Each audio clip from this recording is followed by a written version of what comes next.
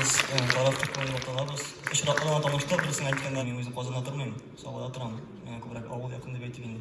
Bormi da avulni yaratuvchilar? Anda ayanda yashayapman, anda ishlar kerak, shulay biz. Tayyoratan ishigina avuldan kelasan, anda kiyim yo'qligini o'zing kiyim olib kerak, mana shu qashqoy. Nega akilingni kiyim olib o'zim. Shunda ishga borayim, qaytara kerak o'zingni. O'shani bilishdi. Bir zaman qarayman o'shanda bir kechdim kelganda shunday inchiliga moy o'tiraymi. Boyroqsa yashaydi. Demak, yarar. Oyoq yuraveradi. Nabira so'radi endi mendan.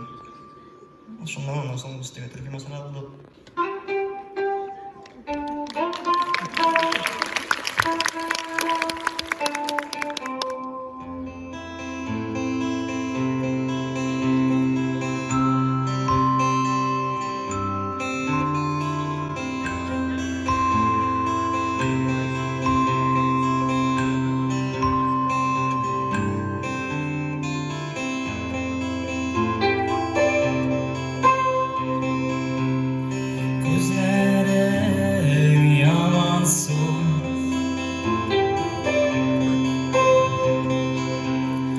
Eylesin yaradan şu vakitte Kur'an'ım Mine kışa sen